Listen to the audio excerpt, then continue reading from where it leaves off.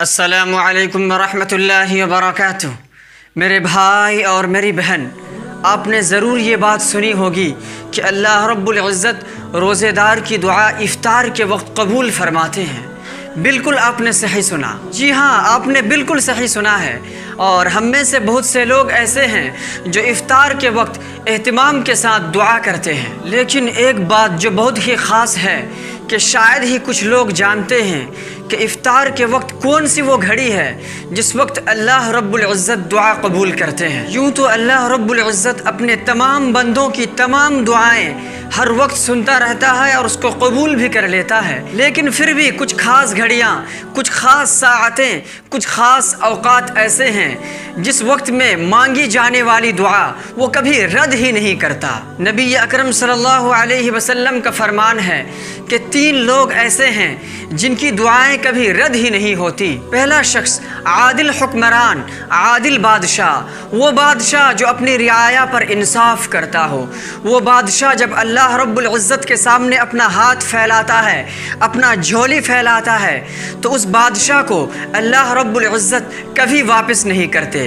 کبھی اس کی دعا رد نہیں کرتے۔ دوسرا شخص روزہ دار، روزہ دار جب افطاری کے وقت دعا کرتا ہے تو اللہ رب العزت اس کے ہاتھ کو کبھی واپس نہیں کرتے، اللہ رب العزت اس کے دعا کو کبھی رد ہی نہیں کرتے۔ اور تیسرا وہ شخص جس شخص پر کسی نے ظلم کیا ہو، یعنی مظلوم جب اللہ رب العزت کی آسمان کی طرف اپنا ہاتھ اور آنکھ اٹھاتا ہے اور فریاد کرتا ہے، اے میرے رب، اے میرے پروردگار، فلاں بندے نے میرے اوپر ظلم کیا ہے، تو اس مظلوم بندے کی دعا اللہ رب العزت کبھی رد نہیں کرتے۔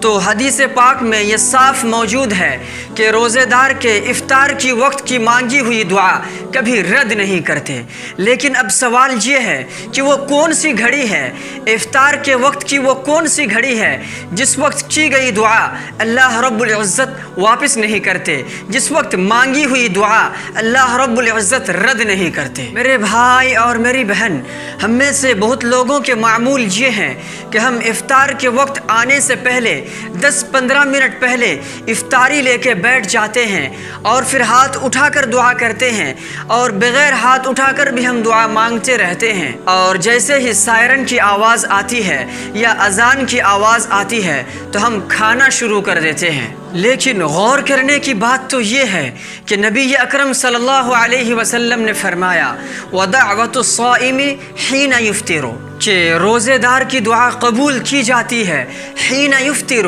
جب کہ وہ افطار کرے۔ یعنی نبی اکرم صلی اللہ علیہ وسلم نے فرمایا کہ روزے دار کی دعا قبول کی جاتی ہے اس وقت جب کہ افطار کا وقت ہو چکا ہو۔ لیکن افسوس کی بات تو یہ ہے کہ ہم دعا تب کرتے ہیں جب افطار کے وقت آنے میں 10-15 منٹ باقی ہو، اور جب دعا کے قبولیت کا وقت ہوتا ہے تو ہم کھانا شروع کر دیتے ہیں۔ یعنی جب افطار کا وقت ہو جاتا ہے، سائرن یا اذان کی آوازیں آنے لگتی ہے، اس وقت دعا کے قبولیت کا وقت ہے۔ میرے بھائی اور میری بہن، آپ پھر سے ایک مرتبہ نبی اکرم صلی اللہ علیہ وسلم کے فرمان پر غور کیجئے۔ آپ صلی اللہ علیہ وسلم نے فرمایا وَدَعْوَةُ الصَّائِمِ حِينَ يُفْطِرُ، اور ایک دوسری روایت میں آتا ہے عِنْدَ فِطْرِهِ، اور دونوں کا مطلب ایک ہی ہے کہ جب روزے دار کے افطار کا وقت ہو جاتا ہے، یعنی جب آذان یا سائرن کی آوازیں آنے لگتی ہے، اس وقت دعا کے قبولیت کی گھڑی ہے۔ میرے بھائی اور میری بہن، افطار کے وقت دعا کے قبولیت کی گھڑی وہ گھڑی ہے جب آذان یا سائرن کی آوازیں آنے لگے، یعنی روزہ افطار کرنے کا وقت ہو چکا ہو۔